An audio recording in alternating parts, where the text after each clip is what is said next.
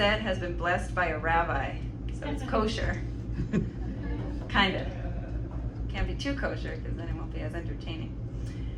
John, your friend sounds really great, and it sounds like he might be available, so I'm going to follow up with you about that later. I'm really sorry for that guy, the singer that sings too high. That's amazing. I'm sorry. Nobody should complain for being able to sing high. My range is so limited. The songs were gorgeous, but no, seriously, I really, I feel like that's not a complaint. But if that's your experience of it, like, man, I wish I didn't have such an amazing high voice. I just can't relate to that because, again, I would be singing if I could sing high, and I've taken 2 voice lessons and no. So I usually don't roast other people. Actually, one of the hardest things of stand-up for me is roasting or making fun of people, because my tendency is to people please, and so I'll just spend a lot of time afterwards asking for apologies and apologizing. No, apologize, not asking for apologies. Yeah, so that's really hard. He should talk because I talk during some of the sets, and the karma is real. That's real. But yeah, I just really like improvising on stuff. I wasn't expecting to come in here and like comment on the musicians. It's just part of improvisational stand-up comedy, which I think might be a thing. And if it's not, then now it is. So that's cool. I wish the video was closer to the one woman who keeps laughing at all my jokes. Video, I promise you, someone's laughing, you just can't hear it. Trust me. I thought I was going to bring the energy down when I started doing sardonic stand-up comedy, but then one of the musicians sang about cancer, and I was like, nope, it's down. Stand-up is not as bad as you think. I think some people want to do it, they dream of doing it, kind of like I dream of being a guitar musician, singer. That's the term, right? Anyway, they think they want to do it, and they're like, oh, it's going to be so hard, I'm going to suck, and it's going to hurt so bad on my ego and everything. And it's not really as bad as you think. It's actually worse.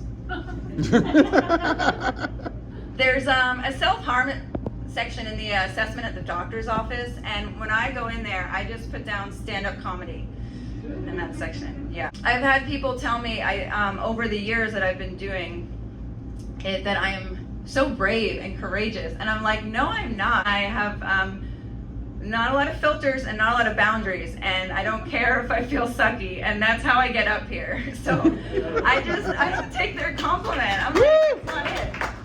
So yeah, that compliment makes no sense to me. It's not brave, it's idiocy.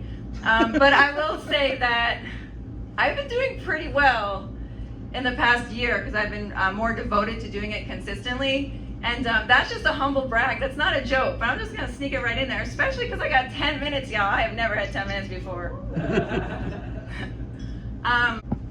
Laughs are good, but sometimes they make you lose your train of thought. And my train is always going in multiple directions as it is, so I'm kind of like, oh yeah, so I've been doing stand-up for 10 years, which I know is crazy because I'm not that good at it. I took a 7-year hiatus. Okay, I also had a baby, raising a child, if that like matters to you. I don't know. Do people care? Does all my work matter? I don't know. So it's the 10th anniversary of my starting stand-up. Another fun anniversary. I moved to Georgia 7 years ago, and if you're enjoying this at all, you should be happy about that. If you wish I wasn't here, then I guess it's kind of a bummer.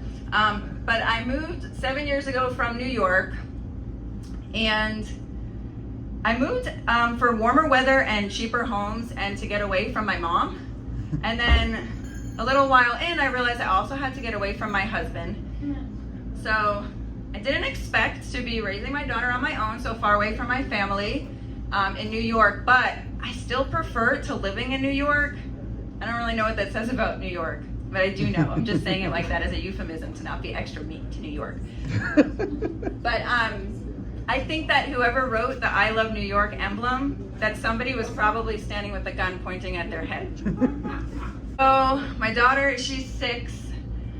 Raising kids is hard, and I'm a millennial, so I'll complain about it. So one time she was scared to be alone in her room, and she said, Mommy, come play with me. I'm scared to be alone in my room. It wasn't nighttime or anything, but she's a kid. And I said to her, there's nothing to fear but fear itself. And I was just really proud of myself. I think I solved the problem, and I thanked FDR for his wise words, and I just moved on, so that was great. Another time when she was scared, I guess it's a common theme, her vivid imagination. She thought there was a monster in her closet, And single parent could get kind of lonely. So I asked, is he cute? Yeah, we would have hung out for sure. I mean, I don't have time to go on dating events, and also online. I've heard it suck. That's why I'm gonna get in touch with John's best friend. Thanks, guys, for not leaving the. What am I doing? What am I thanking you? I told you, my self-esteem is. Okay. Aw, it's okay. No, it's not that bad. If it was really that bad, I wouldn't be able to be here confidently telling you about it. I'm Jewish, and I only date Jewish people, but that includes people who are Jewish. And one time, welcome, you can totally sit down if you wanna.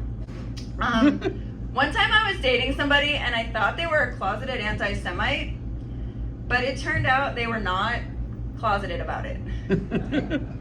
Some people that I go out with tell me that they feel like they're walking on eggshells, and I just tell them, I don't know what I have to do with their peripheral neuropathy. I'm so impressed that you guys have like totally memorized your songs. That's another really awesome thing, because I am not. I mean, I'll blame it on mom brain and also nerves and anxiety. I don't want to blank out in front of you. Blackout, maybe. That would be kind of epic, actually. I think that video would go viral. Okay, let me try. Just kidding. I've been told that I have daddy issues. I'm not really sure what people are talking about though, because dads love me. I'm a brunette, but I like to think of myself as a really dirty blonde. And that joke was so good that it got laughs in the middle before the punchline. So that's historical. I didn't even have to black out to make history. That's awesome. My dad always said that laughter is the best medicine. He is part of the reason why I'm inspired to go into comedy. But he died at a young age, so I'm not really sure we should follow that advice. I feel like there's probably better medicines out there. Okay, I'm gonna end because you guys have been amazing and because I want to, primarily. Thank you so much for letting me commandeer the stage and amazing talent all over. I'm so grateful to be part of this. Thank you, Ground and Pound.